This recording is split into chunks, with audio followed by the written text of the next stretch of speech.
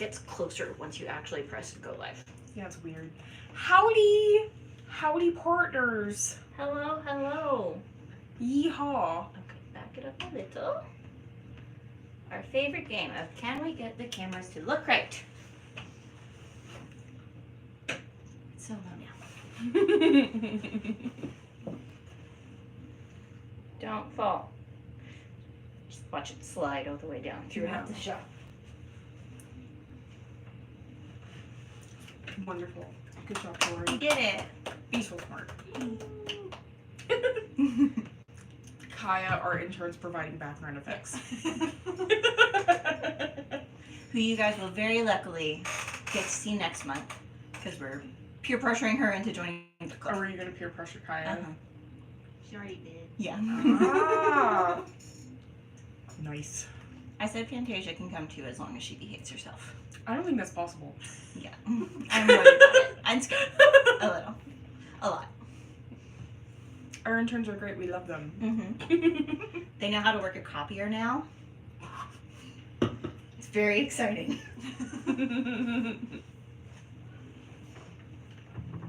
Hello. I can't read that far away. Hello, whoever you are. Thank you for joining us. Oh, more people. Hello, people. Welcome to book club. Howdy. Do you have any pop culture drama you want to talk about? Well, we were already talking about Sabrina Carpenter getting the mayor of New York indicted. Mm-hmm. And how... Indicted! Yep. You said that the strikes were because of P. Diddy? P. Diddy? That's what everyone's saying because it's related to, like, they think there's a lot of, like, child sex trafficking going on, and nobody's talking about it, and that's, like... It was crazy. I was like, okay, late night TikTok. Now, are these the same people that also think that children were just being shipped out in Wayfair closets? No, because they were talking, and they, like, it was this really long video, and it sent me down a rabbit hole, because they were talking about... Oh, thank you for that. Like, they linked a bunch of different stuff to, like, things happening in, like, California, and, like, all of these other big states with, like, how children are going missing out of the foster care system, which is something that does happen all the time, especially for those who are, like, close to aging out. They just run. But they were saying that a lot of those kids are probably going into some sort of sex trafficking, which, like, who knows? Maybe. Like, but that a lot of people are being shipped out on these shipping containers and all of that. It was crazy. I was like, okay, TikTok, I need you to, like, chill for a moment. Interesting.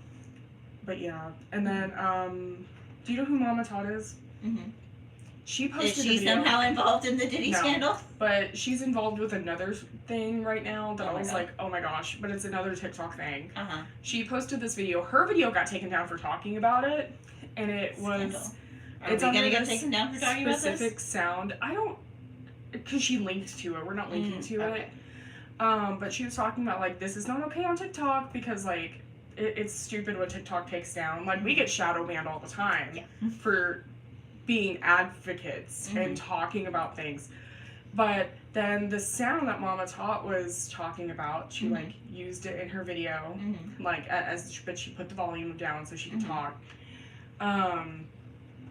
When you click on that link, it is just, like, a bunch of, like, very nude women doing things, and TikTok is just like, I see nothing. It's cool. Boy. Yeah, it's interesting. I was like, okay, Mama Tot, thank you. But she like all these other different creators started talking about it, and their videos got taken down. So it was really weird. It was like, okay, interesting.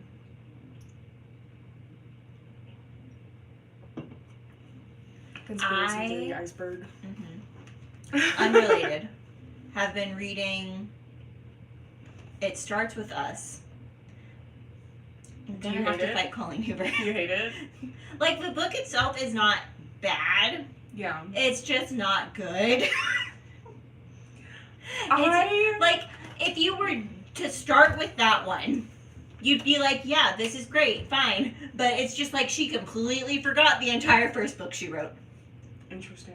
And even just like chapter to chapter, it's just like complete, like no sense of consistency. Because at the start of the book, she's talking, it's like switches point of views between Lily and Atlas.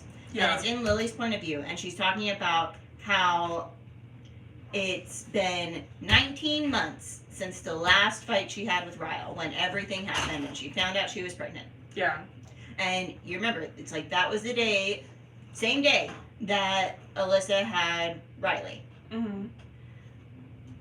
Next chapter, like 2 chapters later, when it's back in her point of view, she's talking about how glad she is that Riley and Emerson are only 6 months apart. I'm like, no, they're not. What are you talking about? Cool. Mm-hmm. Cool. I saw an excerpt from the movie because I Mhm. refused to, I could not watch it. The Mhm. book was so bad.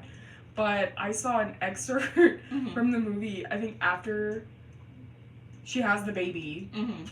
and she's like looking at Atlas, she's like, Mhm. what would you do if your daughter came to you one day and her husband like pushed you down the stairs? Mhm. And it almost looks like Blake Lively is trying not to laugh while she's saying Mhm. it, and I Yeah. was like, oh, what are you doing? Yeah. And that's But- another thing I'm mad about in this one is at the start of the book, when she's talking about how it's been 19 months, she's like, things are so great with Ryle right now. Now that we aren't together anymore, I'm only seeing the good parts. And now I'm like 2/3 of the way in, and she's like, this is what they don't tell you about abusive marriages. Once you leave, you never see the good parts again. I'm like, did anyone edit this book? Did anyone else read this? No. Was this just some fever dream that went straight to printing? I feel like that happens in a lot of books, Mhm. though. But, Driving me insane. yeah. Not with this one, though. This one No. was a good book. Mhm. Okay, I'm done with my rant now. We have Just entire had to get it out. dissertations. Yeah. I hope you're ready. Mm-hmm. Grab your pants and have a seat. Grab your pants. Yeah, you gotta hold on to your belt loops. Oh, okay. Yeah, they might fly off because they're gonna be like, this is such a good review. Mm-hmm. All right, so we read last month The Girls Who Went Away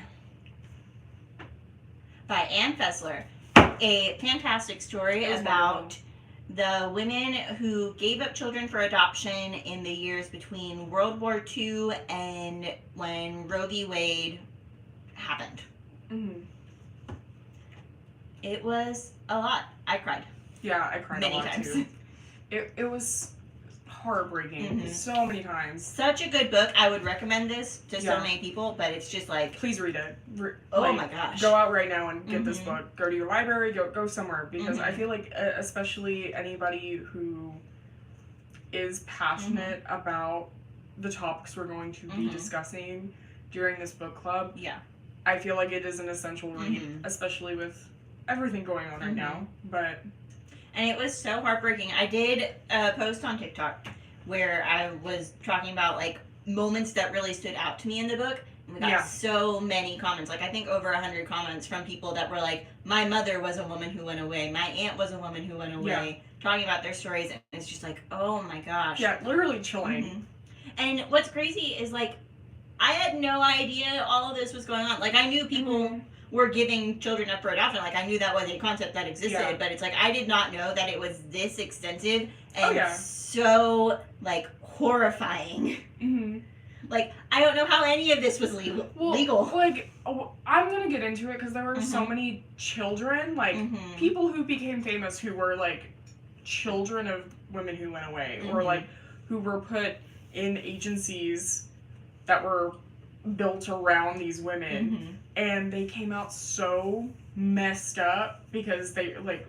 We're gonna get into a lot of Yeah. it. Charles Manson was one of them. Oh my god. Like, it's crazy Mhm. stuff. But like, it's just there are so many issues, Mhm. so many issues. But I mean, I texted you at one point while I was reading it. I'm like, Yeah, she's I like, think my new yeah. enemy is the state of Connecticut. Yeah. We're fighting you, Connecticut. Get ready to be indicted. Swipe right to view interactions.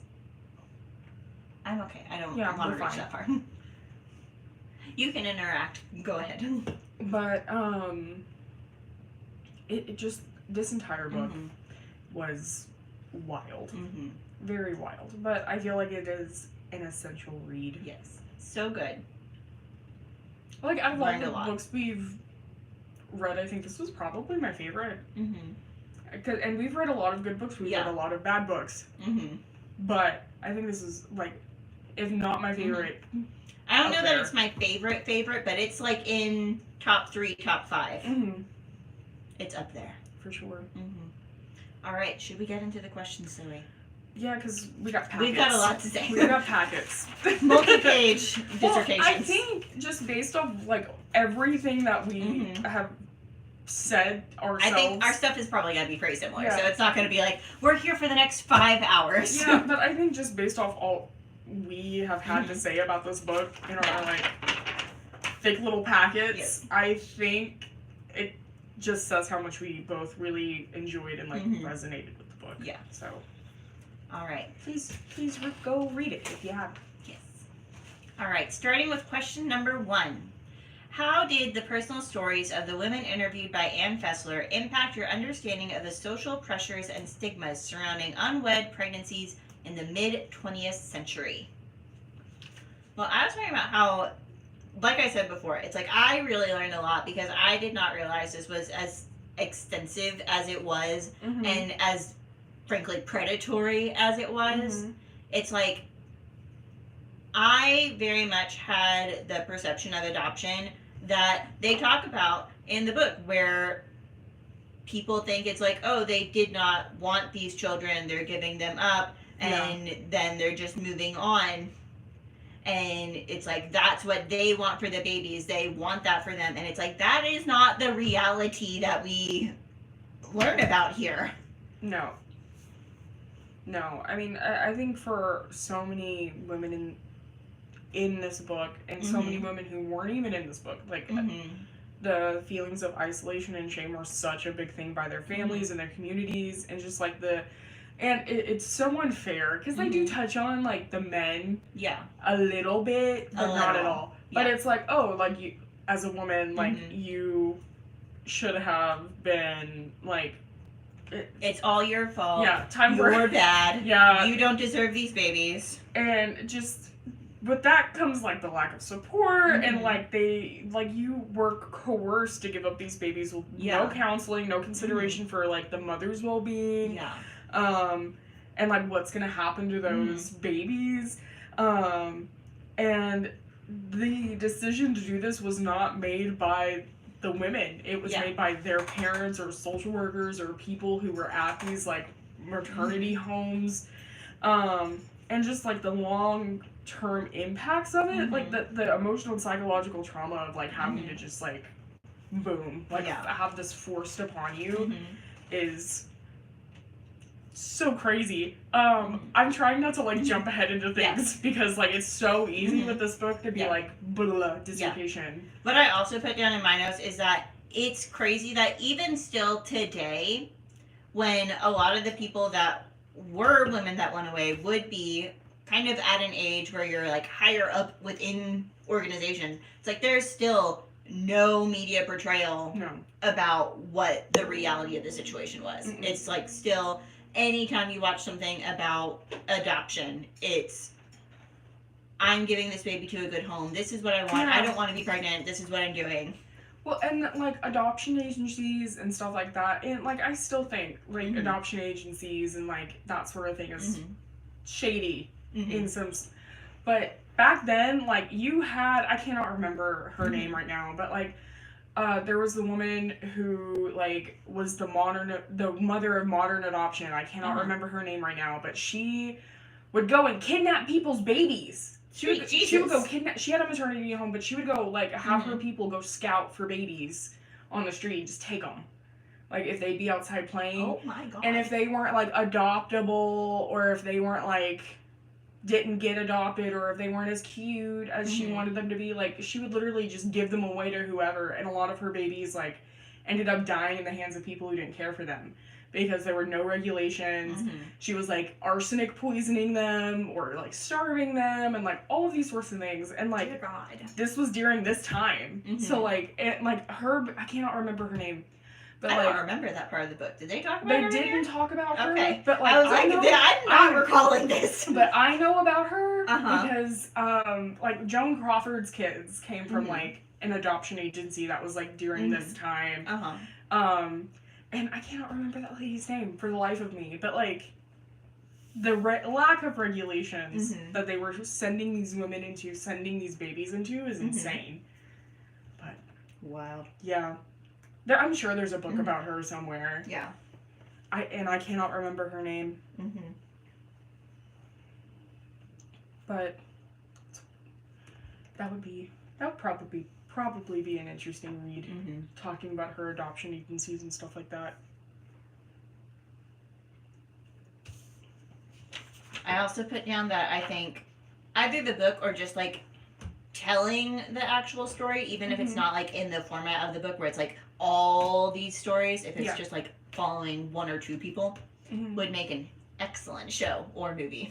Oh yeah, for sure. It's like, it wins so many Oscars. Why hasn't Hollywood jumped on this yet? Well, I think anything to do with this is kind of like put on the back burner. Yeah. They're too busy making remakes of every movie they've ever made. Yeah. Hollywood. I have ideas for you. I've got pitches. I've got no technical know-how, but I've got a lot of ideas. Okay, any more about that question? Nope. All right, question number 2. How does the book's historical context between World War II and the Roe v. Wade decision shape the narrative and the experiences of the women featured?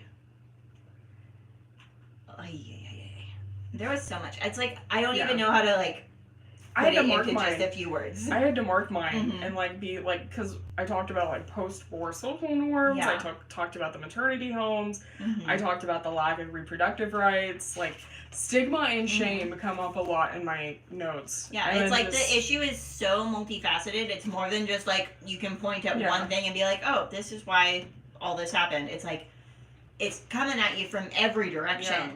Which you're going to see that is the case in every single one of these questions when we're talking about this book. It's crazy. But it's like I was going insane, like writing out my answers because I'm just like, I don't know how to make my thoughts concise.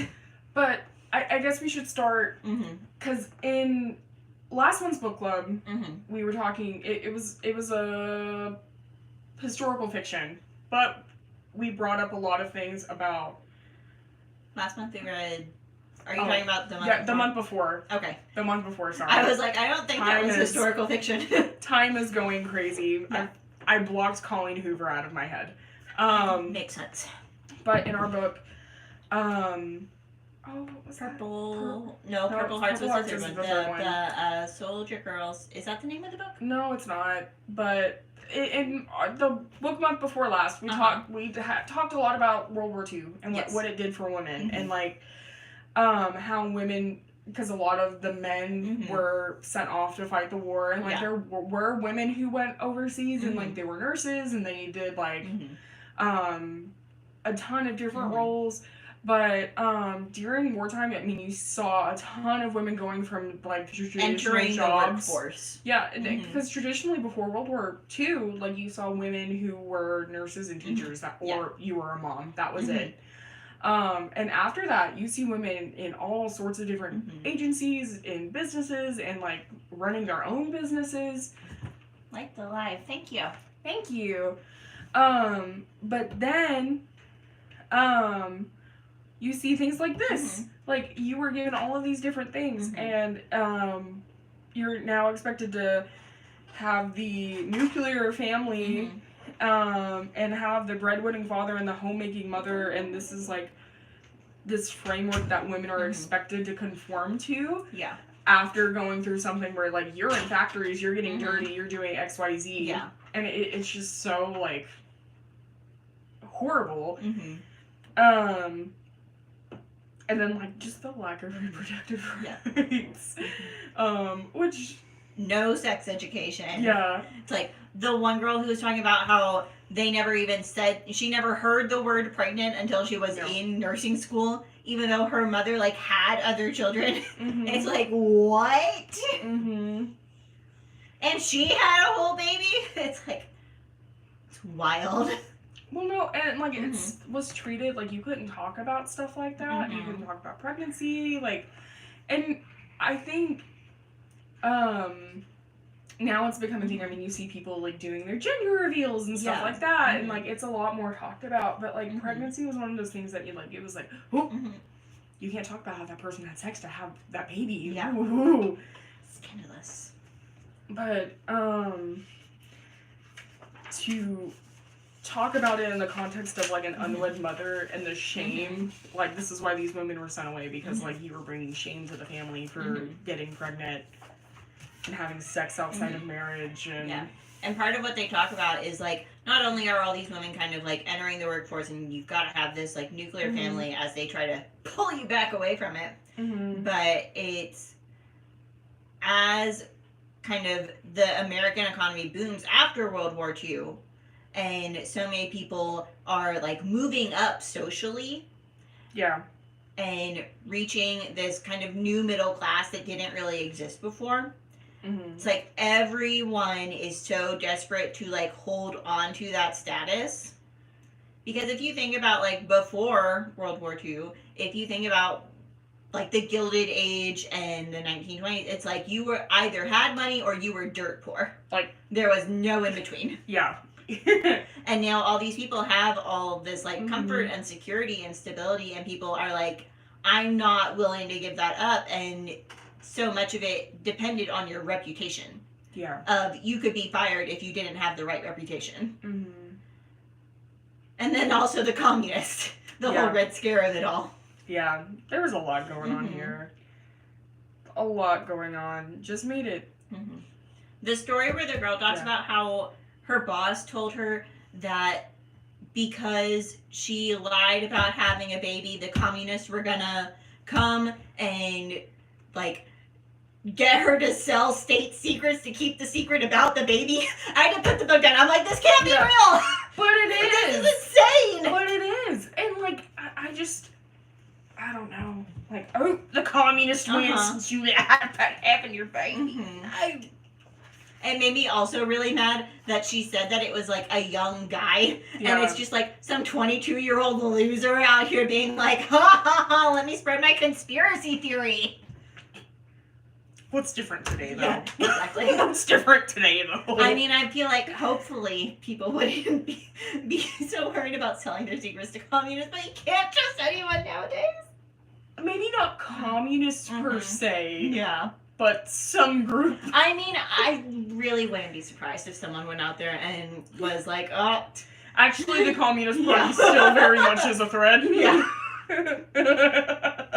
Oh my god. We get a comment on this video right now. Actually, Stalin didn't die. Blah, blah, blah, blah. You know how they've got, oh god, what is his name? You're not denouncing the communists strongly enough. You must be communist. Domestic violence is caused by communists. Actually, they have Karl Marx frozen so everybody could go see him. He's actually just sleeping. He gets up in the middle of the night and I've seen him myself. He's still you can't running. be trusted with state secrets. TikTok says no. Shutting it down. Banned. Immediately. Are we taking nude women off the app? No. You? For releasing state secrets? Yes. Can't have that communism. That's why it's gonna be banned in the States. Because they're so worried about the communists. Not the communists! Remember, duck and cover under your desk. That'll protect you from the nuke. Where are we even at on that? Not duck and cover, but I'm still thinking about TikTok and the ban. Are we even gonna exist next month? Are we real? Who knows? Yeah. I don't know when that was supposed to actually happen. Have they given up on that? Have they moved on to other things? I don't know. Okay. Well, we'll see you as long as we see you. Number 3. Yes. Which story or interview resonated with you the most and why? How did it affect your emotional response to the book? I mean, all of them were so heartbreaking, and a lot of them were crazy. One of the ones that I keep thinking about a lot is the girl whose husband and mother-in-law conspired together to adopt the baby out. Like, she was like, I'm keeping this baby, I'm keeping this baby, we're married, I'm keeping this baby. She gets there, they knock her out for labor, and then she wakes up and she's like, I want to see my baby. Sorry, you can't, it's been adopted out already. And she's like, sorry, what? Yeah. The husband comes in and he's like, yeah, it's all been arranged, don't worry about it. Just forget about this ever happening. And it's like, what? Yeah. Freaking the way I'd be like, I would end up going to jail. Yeah. I would And go then, to like, jail. however many years They would later, have to the give me a mother-in-law killed lobotomy. herself. Yeah. And she, like, went to the adoption agency, and it was filled with all these lies from a social worker saying, yeah, I met her so many times. She initiated this. She wanted to give up this baby. She met the baby, saw the baby, wanted to give it up still. And it's just like, how was any of this legal? Yeah. Because there were no regulations. No. But I talked about Linda. Which one was Linda?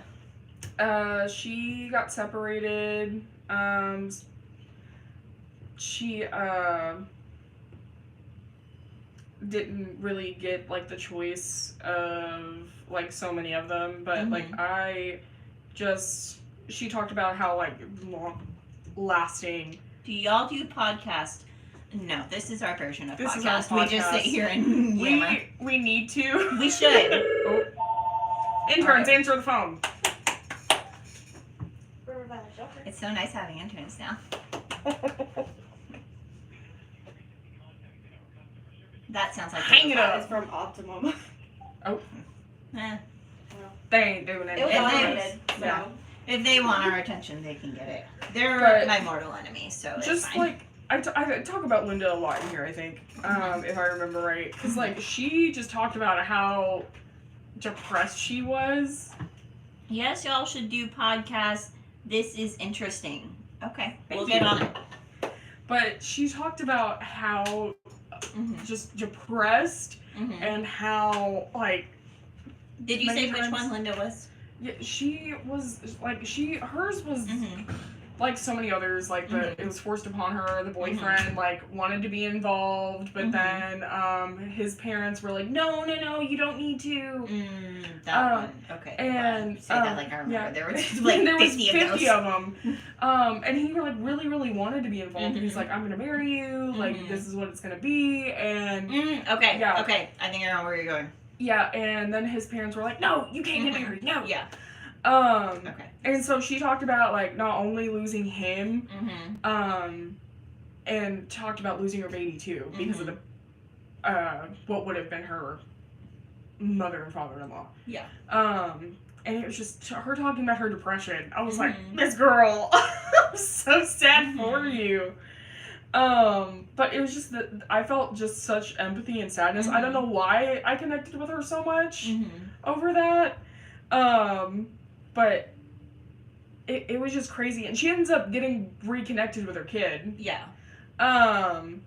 But just like all of her resilience through the entire thing was just really inspiring and heartbreaking at the same time. So I was like, you go, Miss Linda. Another thing that I'm thinking about is the girl that I was talking about, who the husband and mother conspired together. Which she is crazy. talks about later when she decides to go look for her child, that she talks to her kids about it, and they're like so supportive of her, but she never mentions like getting remarried. So it's like, is their father this same baby's father? What do those kids think about their dad, Oh, yeah. who conspired to get rid of their sibling? I didn't even... The connection. Yeah. See, this is why our two brain cells come together and they make magic sometimes, okay? That one brain cell bouncing A around. lot of the time, it's kind of crazy, but... Oh my god. Like, So, like, I'm not... Like, my situation is not a thing. But, like, I know how hard it was for me when I found out I was adopted by my dad. But, like, knowing that, like, other people knew about it, like, was really hard for me. And my siblings knew about it was really hard for me. It kind of isolated me. But, like, and I had a lot of resentment. Mm-hmm. But, like, I can only imagine being like, oh, okay, you didn't want that one, Mm-hmm. so you sent it away. But there's a lot of movie tropes about that, Mm-hmm. where the, like, mom didn't want this one, Yeah. or, like, whoever didn't want this one, Mm-hmm. so they gave it away, and then they have a whole new family with Mm-hmm. new kids and stuff like that. So, I don't know. I feel like Mm-hmm. I'd be fighting my dad. It'd be like, I want to see those interviews as well, thank you. It's like, can we track Yeah. those kids down? I have questions. Time to go to the nursing home, Dad. Uh-huh. Not a good one either. Yeah. It'd be like, if my mom told me that, it'd be like, you need to leave him. That's, father, leave. Be gone. Jeez. I want to move on to 4. Yeah, because, I mean, I could talk about more stories, but it's like, we're going to get to we're them in the gonna next sit one. here for We hours could sit here and just, like, recite talking the about entire this. book. Honestly, if we had a podcast, this would Yeah. probably need to be broken up into 3 episodes. Yeah. A multi-part series. It'd be a whole season. Mm-hmm. Just talking about this book. Alright, question 4. In what ways do you think societal attitudes towards unwed mothers and adoption have changed since the time period covered in the book? Are there any parallels to today's society? Okay. Mhm. So, the changes in attitudes and practices, you Mhm. see, like, a reduced stigma. Mm-hmm. Not much. Not entirely, but it's slightly, it's it's better than slightly it better. was. It's slightly better. You're not. Comparatively, Yeah. there has been progress made, Yes. but it's not this idyllic utopia. Still needs to be work done, which I think Yes. is something we're going to repeat Yeah. over and over and Mhm. over and over again. Yes. But there's reduced stigma, not Mhm. much. There's Smidge. legal and social support, so you're not just Mhm. like throwing the baby Yeah. away or like whisking it off in the middle of the night. Yeah, open adoptions Yep. exist, so you have the option of having a relationship with your child still if you Mhm. do choose to adopt. Yep, and like with the legalization of like abortion and stuff like that, though it's changed in Mhm. some places.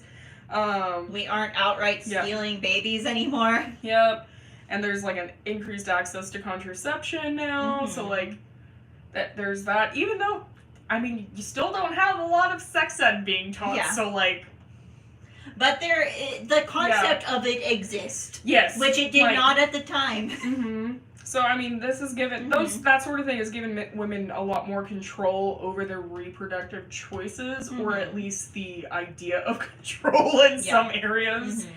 Mhm. Adoption practices, like you've said, they've Mhm. evolved. I think the perception of adoption by society is still largely the same, though. Oh yeah, I don't think there's really been any progress made because it's like No. I said I had the perception of what yeah, they said everyone else thought, and it's like they got me. yeah. They got me real good.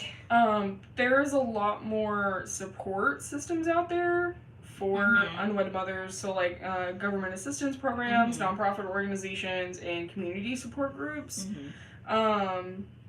And they're not insanely abusive, hopefully. Yeah. And if they are, they get called out a lot easier and something's done about them. They're not all trying to convince Yep. you to give your baby away. Yep.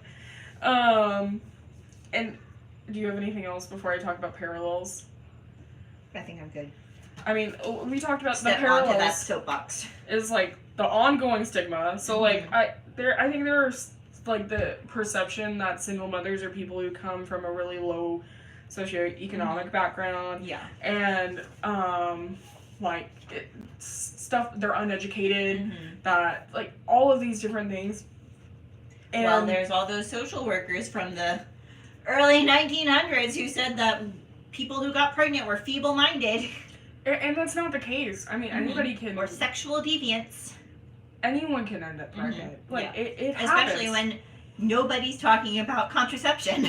No, and like that, I think we've gotten on our soapbox so many times in so many book clubs talking about the need for sex ed, Yeah. and like you cannot just preach Mhm. abstinence is the best policy, because books like these show Yeah. you that that is not the case. Yeah. And it's damaging. They tried that, and you ended up with a lot of people really hurt.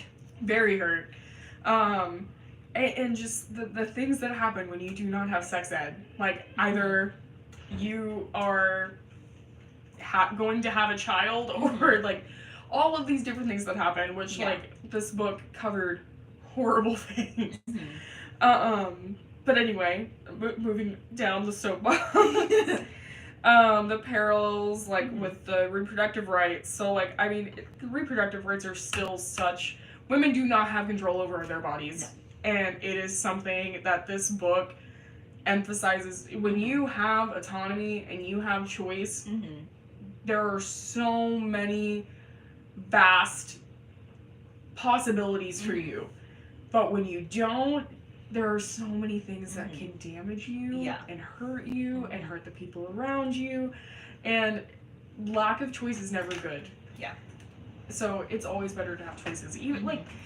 even not in this context. Yeah. It is always better to have as many choices Mhm. as you can and as many resources as you can. Mm-hmm. And to be aware of them. Mm-hmm. And these women were not. Yeah. There's the economic pressures. So, like, the cost of raising a child as a single parent, like, that remains, like, a significant challenge. So, like, many of these single mothers would have struggled with financial instability, and, like, there's the cultural expectations that people have for single mothers. And then, like, overall, I think there have been improvements to the support and acceptance of people who are unwed and become pregnant. Because but there's still a judgment. I mean, all you have to do is go to any high school in America and ask them about teen parents. Yeah, but that improvement is there. But I mean, the societal pressures and everything, like, they remain the same. So, like, I think the stories in this book really serve as a reminder of the work that still needs to be done when it comes to, like, reproductive rights and, like, especially as our rights are being actively chipped away at nowadays. It's not fair that my cat can get fixed and I cannot, but, you know, whatever. What? It's true! Like, Matilda just got an appointment done for $90. I should be able to go get an appointment too! I mean, maybe you just need to go to the vet, Zoe. I'll identify as a cat. They can't take it away from me then. Brilliant. I'll use that damn litter box. I don't care. Look at the system! Take that, government! This is why they're worried about the communists.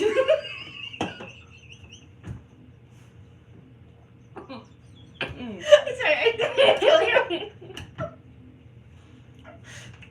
What a wonderful way to die. Okay, number 5. Heck yeah, let's go before I die. How does Anne Fessler's personal connection to the subject matter influence the way she tells these women's stories? Do you think it adds to or detracts from the book's impact? I forgot to write anything down. I just realized after I printed this out that I skipped that question. But I think that because she was someone who was adopted, yeah, she has a lot more empathy for it than if someone who hasn't was just like happened upon these women and was like, oh, well, that's not what I think adoption is. So, like, which hopefully people will be better than that. But everyone has their biases, and like, I talk about a lot. It's like, ignorance is real. You don't know the things you don't know until you know them. Yeah, and then it's like, oh, yeah, rabbit hole. And then it's your job to, like, do better once you know. Yeah. But I think because she kind of had that experience and was, like, actively looking for her mother, she had a lot more empathy for these women than other people might.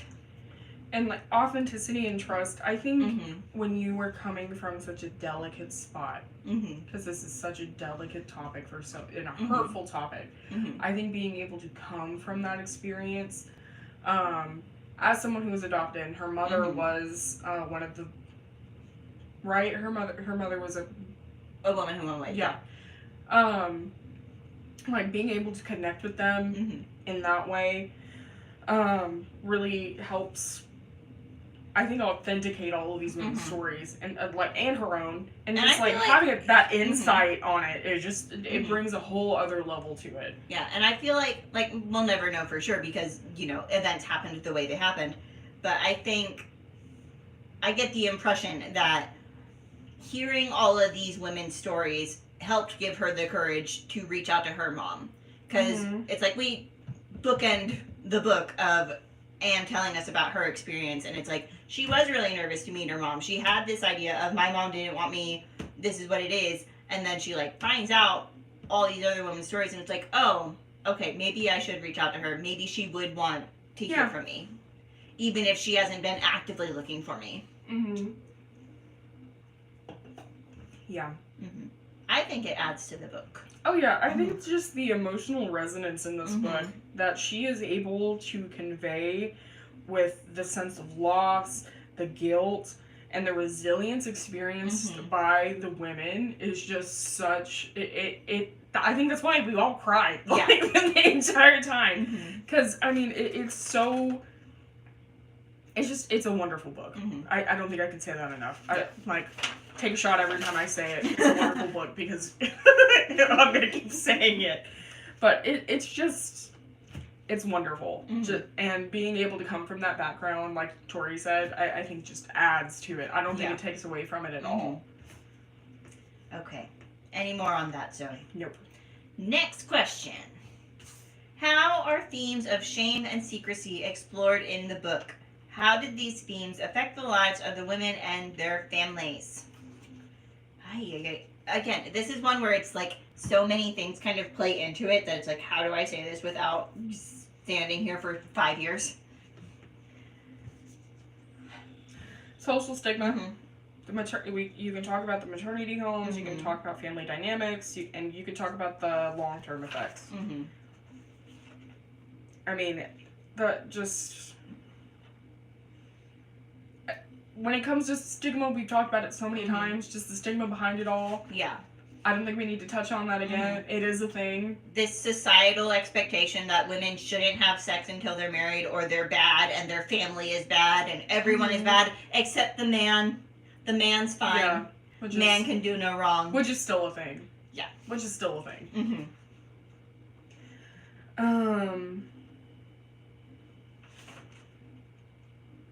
I don't know. I can talk like the impacts on these people's lives. Just the emotional trauma. Emotional trauma is something that is so hard to get over.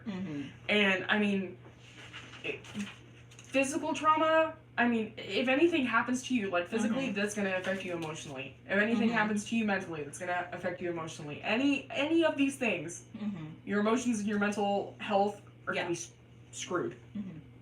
It's like this entire experience was wildly traumatic, and all these women were dealing with PTSD and didn't realize it was PTSD because they weren't allowed to think or have any feelings, and they were just told that they're bad people. And the PTSD wasn't even like a thing. A thing. It was just like, oh, they have shell shock. Yeah. like all these things that. Or it's like, time to get your lobotomy. Make it better. Did anybody talk about having to get a friggin' lobotomy? Like I was waiting. Think so.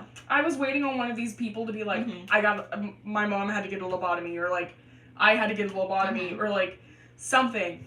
And like, but that's the thing. If people did have to get a lobotomy after this, because this was during prime lobotomy time, they might have not even remembered.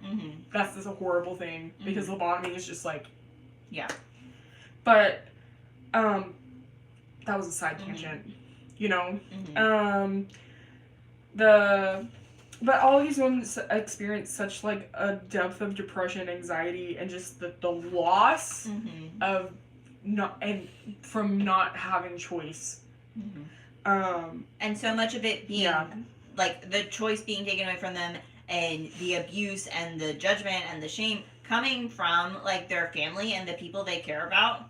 It's like we talk about with domestic violence here. It's like all of these things impact you so intensely emotionally because it's coming from people who you care about. It's like, it's one thing to be bullied on the internet, that affects you, yes, but it's something else if like your mom, your dad, your sister is calling you a whore as opposed to some weirdo living in their mom's basement. Yeah, it is something that it's going to affect your relationships for the rest of your life.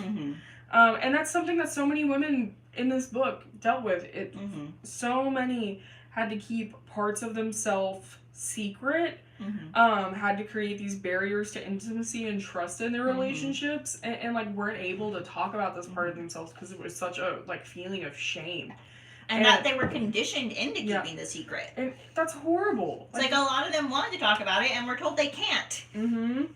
And, like, that leads to, like, generational impacts, because, like, these children who were adopted grew up with questions about their origins and, like, the secrecy surrounding their adoptions. And, like, there are so many children who, like, had no idea who they were. And I'm sure that's true for, like, for so many, I mean, people who aren't adopted, you know, have to go through that all the time. But, like, not being able to find or connect with a part of yourself is something that is so heartbreaking. And I can only imagine how it feels for so many people out there who have been through the foster system or have been through the adoption system, and like who do have closed adoptions, who aren't able to access those records and to access that part of themselves. And like to find out that it was something like this, if they did, like I can only imagine like the wounds that would open up and how hard it would be to heal those wounds. Like I feel like that would be something you would never be able to fully get over, you know. And how like you wrap your mind around, you've built this entire life, if you're someone who was adopted, being like, okay, my mom, my dad didn't want me, so it's like now I've got this family who did want me, but then to find out, oh, actually they did really want me, and it's like, oh my god, this entire reality I built for myself is not real. Yeah. And just that is so heartbreaking. But on the flip side of things, when they talked about the reunion and the healing that a lot of these women got to have when they were able to reunite with their children later, like that was amazing. Like the secrecy and the shame, I mean, that complicated a lot of it. But for so many different women in this book who, like the author, were scared to do these things, I mean, it really helped them navigate some of those, like, emotional complexities that their past had. So that was awesome to see, because I'm sure for so many people that, like, really helped fit some puzzle pieces into place that were mixed up. So that was, like, a happy thing that Anne touched on, because I feel like it kind of, for some people, getting that full circle moment was great. And, like, that doesn't mean, like, these people were like, oh, okay, this is my mom and stuff like that. I mean, that's something you have to, like, build on. But just being able to get that closure. Is very healing. Having closure is great when you are able to have it. I also put here in my notes that I just think it's so heartbreaking that so many women were treated so poorly because so many other people were afraid of what others thought about them. It's like, you gotta stop caring, babes. It's like, maybe care about your child a little more than what the neighbors think.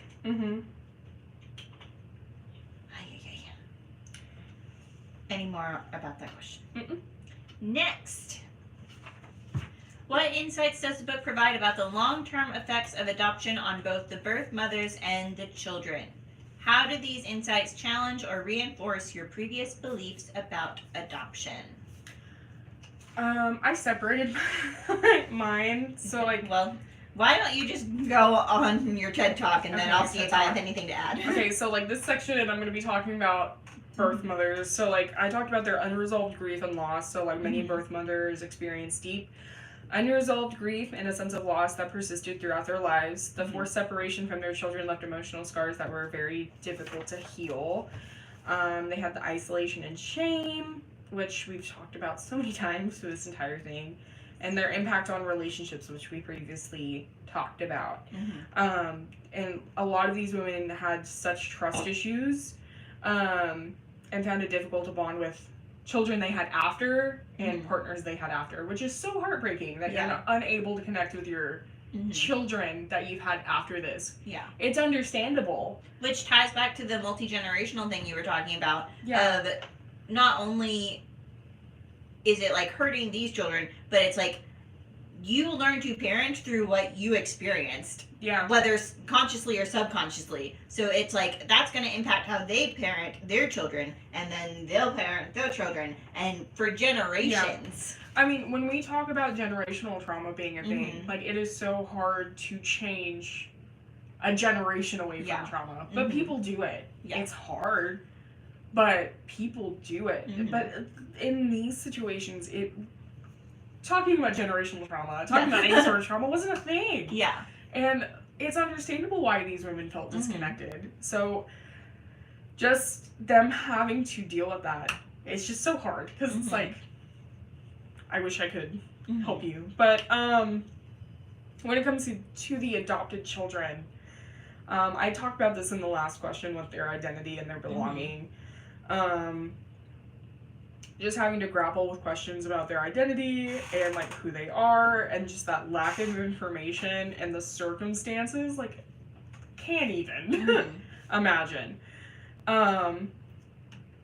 A lot of the kids faced attachment issues, so they, especially if they were adopted at an older age, so these issues can manifest as difficulties in like being able to secure relationships with their adoptive families and others, and then the search for their birth parents. Yeah.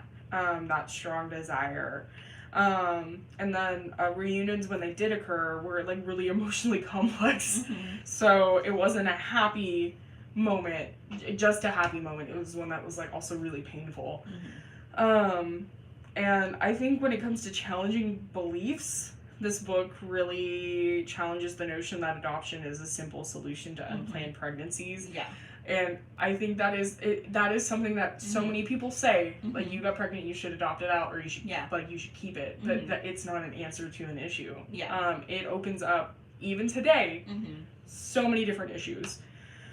It's like we talk about the need for sex ed so often because it has such an impact on you. It's like, even if you choose to adopt your child out, it's like still going to have a lifetime impact.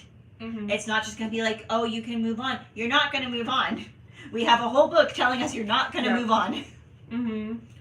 I think we probably need to read a book about foster care, or I need to find that book about like that lady after, because I mean, putting your kids into foster care and stuff like that, the foster care is not a perfect system. We've talked about that so many times, and I think there are so many issues that can be talked about, and so many cases that can be talked about in the foster care system where there are not enough homes, there are not enough like places for these kids to go, and kids age out. Yeah.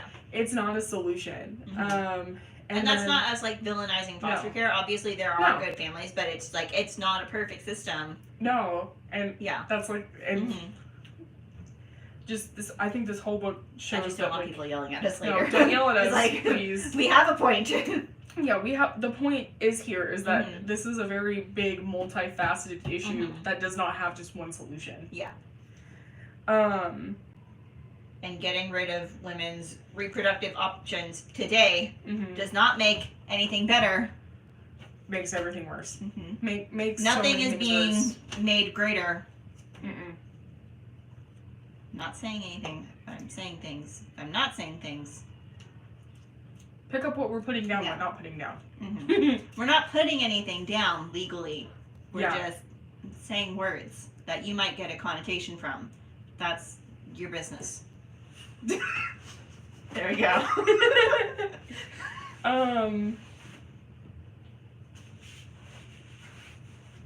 Okay, and then my last thing was reinforcing beliefs. So, for those who already believed in the importance of open and supportive adoption practices, the book really reinforces the need for transparency, counseling, and the ongoing support for all of the parties involved. It underscores the value of addressing the emotional needs of birth mothers and adoptees in the, to foster healthier outcomes. So, yeah. Yes. Did you have anything you wanted to add to my TED Talk? I think that covered it. Sweet. Okay. Question 8. How are institutions like maternity homes and adoption agencies portrayed in the book? Not well. What role did they No. play in the experiences of the women interviewed? I mean, there were some women who said that they didn't have a bad experience, that they were treated well, but many of them were not. Yeah. It's like, ay, ay, ay. It was an incredibly toxic environment, if not outright abusive. The whole, oh, you can't call girls by, you have to make up a name. You can't know anyone's real name. And if you start thinking you're going to want to keep the baby, you're suddenly kept in isolation. Mm-hmm. You don't get to talk to the other girls because you can't brainwash them Don't with your brainwash the others. desire to keep the child growing inside you. Yeah. And I mean, just the constant demeaning of, you are bad, you're a sinner, if it's religious, you don't deserve this baby, you wouldn't be able to take care of this baby, you couldn't do this even if you wanted to. It's like, that, especially at such a important age, because so many of the girls were like teenagers, affect you your entire life, which Yeah. we've talked about a little bit, and we'll talk about some more, but it's just Mhm. like, I really don't know how all these people thought this was an ethical way to behave, because they talk about in the book, there's an entire chapter where they talk about the history of maternity homes. Yeah. And how they started out as like religious organizations by do-gooders, and then the social workers came in to legitimize the field Mm-hmm. and made it so much worse. Yeah. It's like, why are any of you doing this work if you clearly hate people? Yeah. What I'm curious about, and I wrote it down in the margins of my book, and I tried Googling it and couldn't figure it out, is how many of those awful, awful social workers were men? Because they talk about a Probably lot a of lot. women, like working in the homes, Yeah. but they were talking about like nuns. So it's like, how Yeah. many men were involved in Well, completely tearing these women down? I don't know. Is this the patriarchy at work? Well, in a way, yeah. Well, obviously, Even yeah, with the but nuns, you still have the patriarchy. yeah, But, but it's like, are they directly infiltrating the system? probably, Mm-hmm. you know. I'm just But curious. I talked about Mhm. Charles Manson. Charles Manson was Mhm. like, his mom gave him up and he was like running around and Mhm. like being abused by nuns. There was, who was the other one? There's a lot of serial killers who were like really, really badly abused in We shouldn't adoption go backwards agencies. because there'll be more serial killers. I cannot remember. It was the one, he was in New York and he like ate people. He was an old man. Albert Fish. Albert Fish was like stupidly abused Mhm. by nuns. Oh my god. Like crazy. And he's Mhm. psycho. Like super psycho. I did a whole Mhm. paper on him and could not Mhm. sleep I because I remember was that. having nightmares about Albert Fish. Mm-hmm. But like there are so many serial killers who are like, oh, nuns were mean to me Mm-hmm. in homes. And like they talk about, I think when they're talking about Mhm. Albert Fish, because he talked about like Mhm. some of the stuff he saw while he was in the place with the nuns, like the things the nuns would do, and they were Like like the orphanage, or the orphanage, whatever it was. uh-huh. I was gonna say the nunnery, but that's Well, he was going to be a nun. The nunnery. But like, The but hills like- are alive with the sound of music.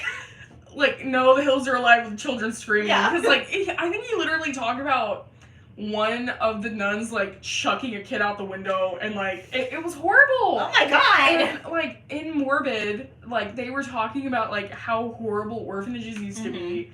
And, like, that's what... Well, we've all seen the musical Annie, so. Yeah, so it was just, like, what are y'all doing? How do you think this is okay? Like, these are supposed to, like, they're children, Oh, you is know? it puzzle time? I love puzzle time.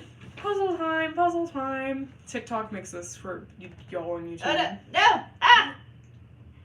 Okay, I'm gonna do it better. Okay. We're still here. We're real, TikTok. TikTok's been banned. But Because he we talked about communism too much. Talked about communism and Albert Fish too much. Yeah. Like, They're like, you guys don't need to be here and do a puzzle. why are you hating on the nuns? But like, they were mean. They talked about like morbid. They weren't just talking about Albert Fish's nuns. Mm-hmm. But, like, they were talking about all these different orphanages.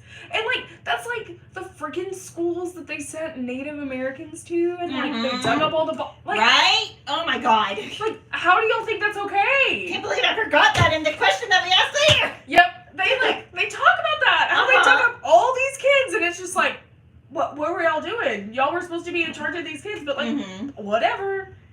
And that keeps happening when they go to deconstruct these fucking schools. But, like, whatever. Where are we on? Get Better America. Yeah. Number 10. No, number 9. I was like, did we skip one? How do you think the experiences of the women in this book would be different if they occurred today? What factors would contribute to these differences? I mean, we talked about it a little bit, how things are marginally better. Very low marginal. But the bar is basically on the ground as opposed to actively in hell. Yeah. I mean, women are it's like slightly 6 more under instead of hell. Yeah. It's not even on the ground. It's in just dirt as opposed to fire. Where was I? Women are at least slightly more informed about the entire concept of sex. Not perfect. Yeah, I mean... Not great. Yeah. It very much depends on where you are and who your family is and if they talk about it. If and you're if in you a live state in a state allows. that'll teach sex education. But even if you aren't, then you at least have the internet. Hopefully. And there's more media that tries to do a little better about like teaching kids about practicing safe sex and it's like hopefully they aren't just learning everything from porn, but I mean they probably are. But which is not good. No. Which is not good. But at least they'd understand that this is what sex is as opposed to the ones that we're talking about in the book where it's like, oh, we were just out kissing and then we had sex. I don't know. I don't know what was going on, but I was pregnant, so. Didn't one of the girls think that, like, kissing led to pregnancy? Something like that. There was one girl I remember who talked about how she couldn't possibly be pregnant because you can only be pregnant if you're married. That's what her parents told her. Yeah. It was something, like, that's crazy, because it's like, oh, okay. Yeah. It is not 100% better as we talk about. That's why we have so many rants about sex education, but it's not as bad as it was. Still bad. Yeah. Number... The legal protections are a lot better. Not great, but still. Abortion access exists, not everywhere, but it exists. Yeah. So people have choices. If they do choose to keep their baby, there are assistance programs to help them, which aren't perfect, but didn't exist before. At all. That doesn't mean that the assistance programs can't get better. There should be a lot more. Maternity leave should be required. Yeah. Child care assistance. Looking at you, Congress. Yeah, the child care is insanely expensive. And who can afford it? Yeah. Nobody. Yep. Because we live in a capitalist hellscape. It's fine. It's fine. It's fine. I did write down here, I don't remember if we talked about it anywhere else, that she talks about how today, in the modern era, there's a shorter window for when you can, like, rescind the choice to relinquish. I don't think we do talk about it in another question. At least that I can remember. It's like, we've gotten better in a lot of aspects, but also a little worse. A few steps forward, a few steps back. Not many steps forward, though. It's like 2. There's slightly less shame. Slightly. Slightly. So bad, we're like, yeah, it's a little better. Parents aren't actively like hiding their children at home and pretending they don't exist The majority of and the making time. them hide in trunks. The majority of the time. Yeah. There are some evil people out there. Yeah. But the majority, like, it's like if you have a teenage child now, it's like it's not quite so. You never see the light of day again until you give that baby away. And there's better access to therapy and mental health resources. Not perfect, but Not perfect. they exist at all now Mm-hmm. when they did not at the time. Yep. All right, I think that's all I have. You have anything to add on? No. All right, question 10. What time is it? Oh, we need to start talking faster. Yeah. I don't know if that's possible with this book, though. That's the thing. I mean, luckily, I think the next few questions are going to be like things that we've talked about a little before, so it doesn't have to be us repeating ourselves the entire time. Question 10. What is the most significant takeaway from The Girls Who Went Away for you? How has the book influenced your views on adoption, motherhood, and societal expectations? I put, just to get the ball rolling, that this book is a heartbreaking history of what happens when women don't have autonomy over their own bodies. It's like so many women were told to relinquish their children so they could move on and live their life, but they didn't get to move on. It's like nobody really moved on.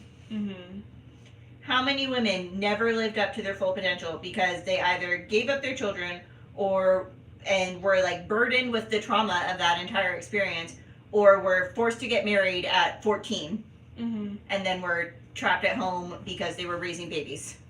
Yeah. It's like so much could have been done if you just acknowledge the fact that teenagers have sex sometimes and they should have access to contraceptives. Not making that access harder. Yeah. It's like you don't have to be actively telling the children to have sex, but just have them have it safely. You can avoid all of this. For sure. I mean, not all of it. Some would get through the cracks, but avoid a lot of it. But, I mean, you would see teen birth rates go down. You would see significantly. Maternity death rates go down. Like, right? Like, all of these different things happen when you talk about how to have safe sex. You have, like, lessened people, like, lessened the amount of children who are going into foster care. You have lessened the amount of children who are having, and parents who are having to rely on government systems. You have more money able to go to people who are in those systems because they're not being overloaded. Because I cannot tell you how many calls we get at the end of a freaking grant cycle, and it's like, oh, you don't have money. Like, because money runs out because there are so many people who need to rely on things. And, like, for, like, housing and food and, like, all of these other things. And it's not just us. It's all of these different organizations. And everyone works on grants. So disheartening when you are trying to call around and, like, get all of this information. And, like, I'm to not help saying, you have food for your child. Yeah, and I'm not saying, like Tory said, like, if we teach people about sex, this is, like, it's going to solve everything. And we're not going to have people who are in the system anymore. We're, like, people are still going to be in the system. Yeah, but it will diminish it. It won't be a crisis. Which is what it is now. I also put, before I'm sure we go to whatever 5-page dissertation you have, what was I talking about? Yes. Women who choose to relinquish their children need more compassion and support instead of just being a baby vessel for adopting families, even today, because so many people still have this idea of, if you're giving up a baby, it's because you don't want the baby and you are going to move on and be fine and you'll forget all about it. And it's like, first of all, if you choose to give your baby for adoption, that is a choice you need to make. Hopefully you are fully informed of all of the options available to you. Like, good for you, bestie, for doing what is best for you. It's like, it needs to be a choice you are making. that is informed. And you need to be aware of the effects afterwards and have the resources and support available to you to help you deal with that. Mm-hmm. Because I still, even today, if you watch like Friends, if you're rewatching that because everyone does all the time, Yeah. and you see the storyline about Monica and Chandler adopting the They got twins. Yeah. It's like, ooh, what was her name? The mom disappears. Mm-hmm. It's like, okay, bye, Mom. Well, even with Phoebe, because she carried the triplets for Yeah, she was she wanting did- to keep one. Yeah. She wanted to keep one, and it was just like, oh, a joke of the episode, and she was just sort of like fine afterwards. It's like she just went on with her life, and it's like, Yeah. I wonder what it would be like to get the point of view from people who were surrogates. Mm-hmm. Like, they went into it knowing that they were never Yeah. going to keep the child, Mhm. but like, pregnancy does a lot to Yeah. your body. That would And- also be an interesting book. Yeah, and Mhm. it's like you have a connection with that baby either way because you carried it for Mhm. 9 months. Yeah. So how do Yeah. people like recover from that when they're going through all the pains of Mhm. postpartum, but then Well, yeah, they even don't just have a the baby? Yeah. even just the shots, because you don't just Mhm. like get pregnant. You have to take so many hormone shots Mhm. for months leading up to you getting like fertilized Mhm. with whatever's Yeah. being put into you. But like, it's not just a okay, like I'm gonna go Mhm. into the office. It is like you having to go in and you're having to get like shots and you're having to like make Mhm. sure your blood levels are okay Yeah. and like do all of these different things that like so many women who are able to have children naturally Mhm. do not have to go through. So Very insightful, Kaya. Yeah. This is why you get to play along with us next month. good job, intern. Yay! All right. Do you have more? No, Because I just sort of like like. with you. Okay. Next. How did the secrecy surrounding their pregnancies and adoptions affect the women's relationships with their families and friends? Were there any stories that particularly these impacts? Particularly highlighted these impacts. I can't talk. I done talked too much. Do you want me to talk? Is that what you just said? No, I can go. I can. No, I'm gonna go. I put that so many women were conditioned by their parents' shame to feel shameful themselves. I don't know if shameful is a word, but I wrote it down.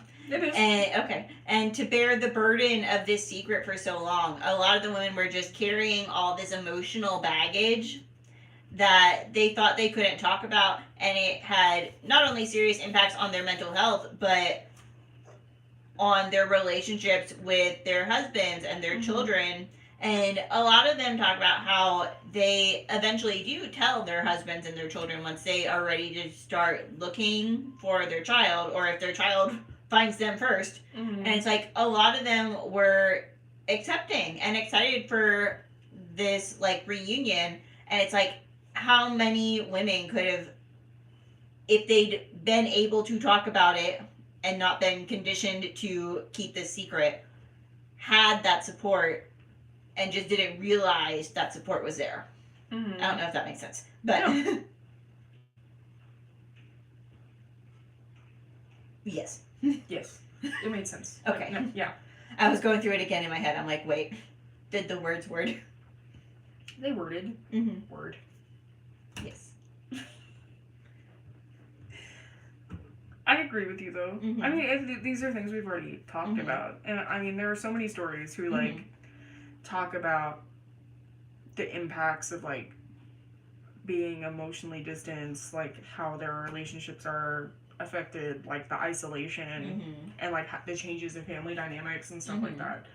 Every single one of these stories touched on it in a way. So like, An aspect we haven't talked a lot about is the girls' parents. Like, some of them were still, you need to keep the secret, blah, blah, blah, blah, blah, blah, Yeah. blah, blah. But a lot of them talk about how their parents eventually have a lot of regret about what they did yeah, and how they want to help in the search. And one of them talks about how their mom like lived right, they realized, down the street from the child that was adopted out, and it's like they missed out on, like, their paths crossed so many times.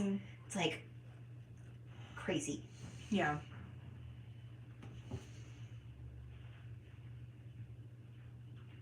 Yeah. All right, any more on that one? Okay.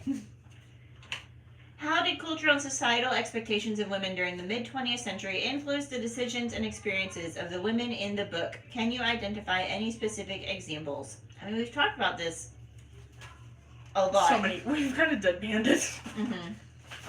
I'm trying to see if there's anything.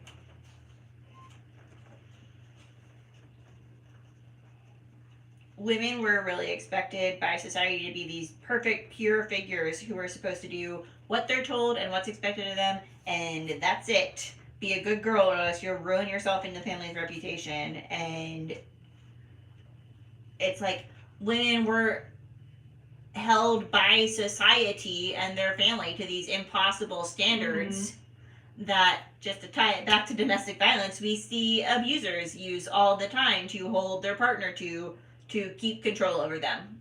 So it was society keeping control over women. Yeah. Instead of just abusive partners. Yeah. I mean, I think we've already answered this question. Yeah. Tenfold. The next question is talking about the role of fathers. So the book primarily focuses on the experiences of birth mothers. How do you think the fathers of the children were affected by these adoptions? What role did they play in the decisions? A lot of the time, you talked about the one where the father was like actively scheming. Yeah.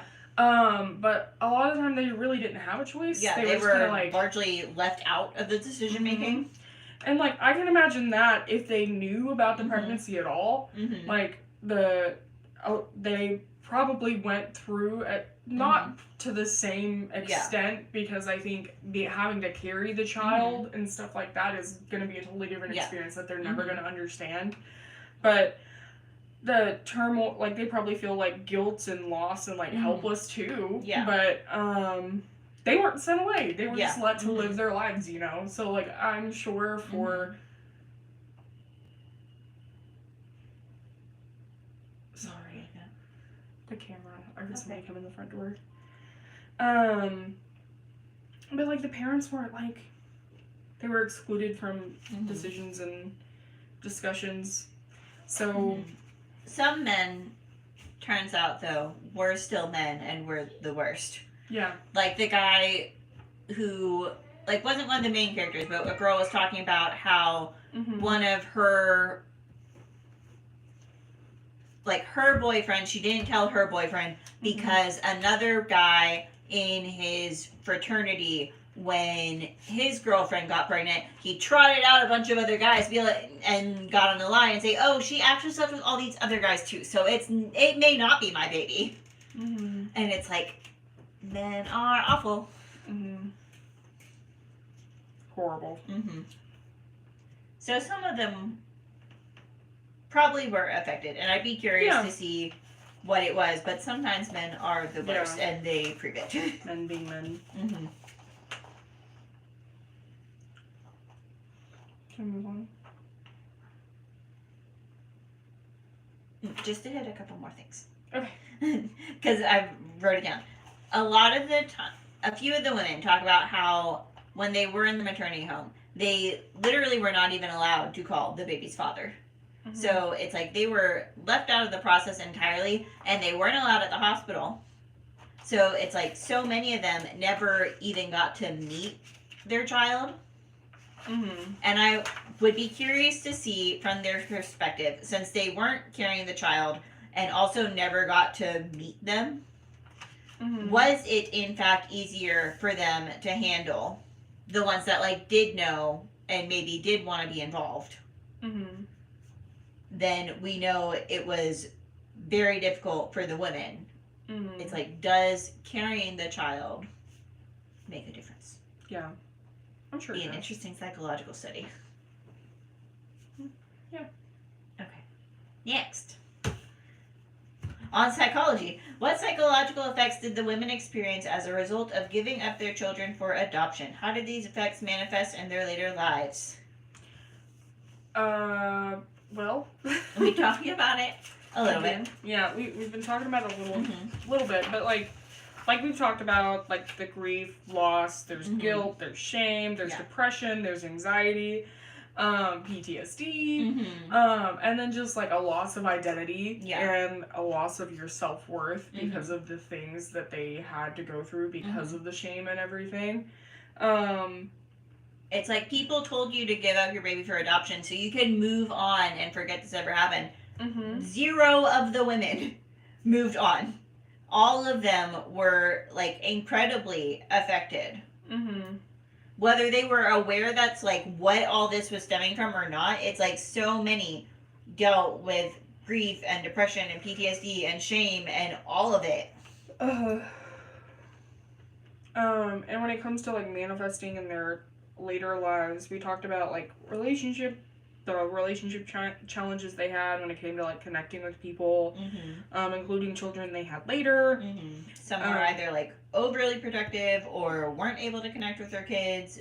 A lot of them ended up in abusive relationships they talk about because they've been so beaten down and told that they're worthless. Like, of course you're gonna find a relationship like that next. Emotional dissonance, so, like, they aren't able to fully engage with people on an emotional level because of what they went through, the feeling of needing to have closure. And then if I remember right, there were some who ended up trying to be supportive, so they, like, and, like, support other, like, birth mothers and stuff, and try to, like, go and make changes and stuff like that in the system, which it's something that, I mean, we see in the job that we do, like, people become advocates and after they get into a healthy space. But I can't remember who it was. Like, there were a couple, right? There were a few of them, Yeah.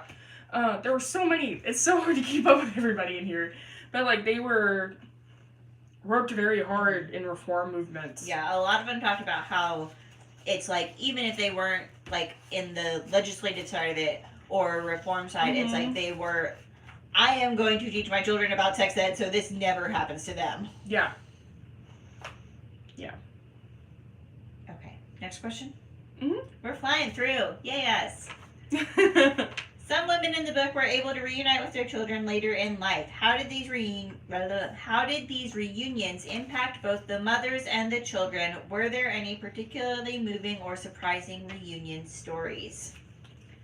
I think the most surprising ones for me were the ones where it's like they were still in the town. It's like they lived right down the street. Which or is so heartbreaking. We ran at the same trail all the time. We saw each other so many times and didn't realize who we were. And it's just like, ah! Yeah, like, that's so sad. I think those were the ones that would make me cry. Because it's like, you could have had that connection all along. Yeah. And been able to go do these things. And it's just sad. Very sad. But, I mean, I think we've talked about, like, the impacts. Like, so we don't need to cover those. But, like Tory said, I think, I mean, that's... We can move on to the next question. This one I don't think we've talked about as much, so we can actually have a lot to say. How did religious beliefs and institutions influence the experiences of the women in the book? Were there any instances where religion played a significant role in their decisions or experiences? So many. So it played a big part in so many of the women's experience. Yeah. Like, the moral judgments many women faced intense, the super intense moral judgments from religious communities, because a lot of these homes were ran in a religious upbringing. But not only that, deciding to go to the home, so many of them, like their parents just like dragged them to their pastor, clergy member, and it's like, you need to give up this baby. If you don't give up this baby, your baby's going to die in purgatory. Because you're not married. Yeah.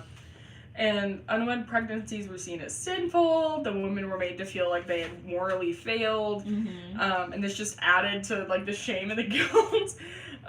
They had this pressure to conform to, like, whatever the religious institution was. And then the support, like, that wasn't really support. You'd go in and these religious institutions often pressured women into surrendering their children and emphasizing that it was a moral duty to provide the child with a proper family and stuff like that. I wrote down a couple different stories. I talked about Linda. Linda's experience at a Catholic fraternity home highlights the role of religion in her decisions. The nuns at the home emphasized the sinfulness of her situation and the moral imperative to give her child up for adoption. And then Karen her thing was super religious. They talked about sin and redemption, and that was used to justify the decision that they made to get the child away. And all of these women came out like super super isolated and super upset because of what happened to them.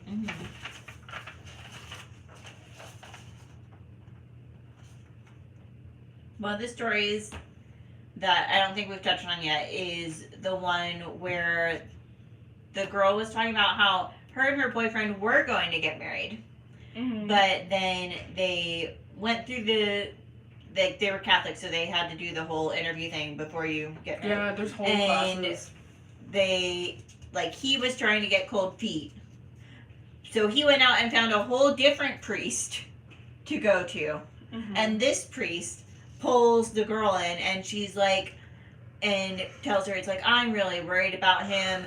You're not being a good Catholic because you're trying to trap him in this marriage. And you should know from your Catholic education that you need to own up to your mistakes. And it's like, she was not the only person here. What about his mistakes? Yeah. Hey. Just want to go pray to church.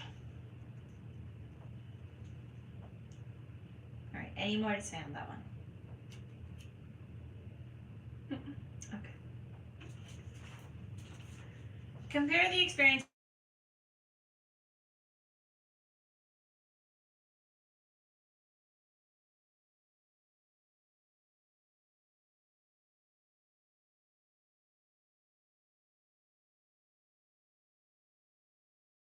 ever. It would be, I'm putting my child here so I can go work, and then I'm going to come back for this kid. But it's like, I cannot take care of them right now, so you need to take care of this child, and then I will be back for it. That's what happened to Charles Manson and now Fish.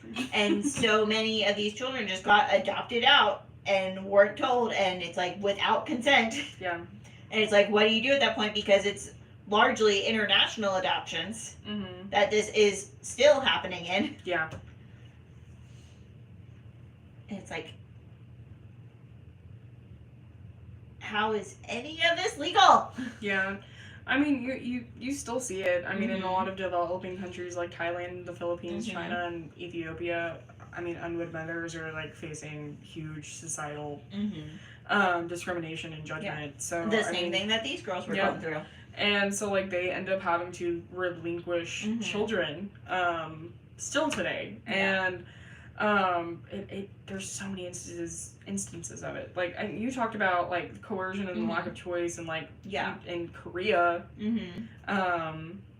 like you see like historically high rates of like child relinquishment. Just like, here you go. But I mean, so many women feel like they have no real choice. But like, even there too, you don't have sex ed being talked about. You don't have options for abortion and stuff like that. Like, you have no choice in anything that you do as a woman, and it's like, okay. But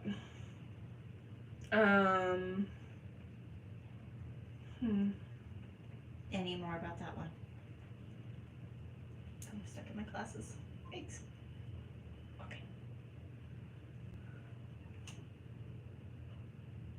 Nah. Okay. You can go up on your soapbox if you want to. No. I've got half an hour. Because soapbox is going to happen Later? Okay. Yeah. How did policies and legislation of the time period affect the options available to unwed mothers? Are there any specific laws or policies mentioned in the book that I can see Zoe getting excited over that. That had a significant impact. I'll just say before Zoe goes, my list of mortal enemies has grown once again. And your Comstock. Welcome to the list. You're dead, so even though you're a politician, I You're can say dead. that. Oh. What happened over here? I don't know. How long has this been paused? It's still counting. Is it paused? Yeah. Well, we're not moving. Or is it just frozen? I think it's frozen. Is it just frozen on our end? I don't know. Kaya, can you get on the shelter YouTube and see if it's frozen? The faces we're making. It's the River Valley shelter.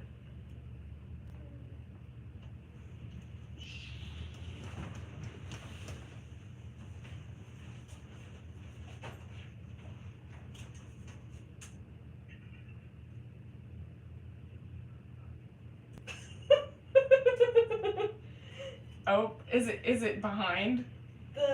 Yeah, and the screen is blank, but you can still hear. Oh.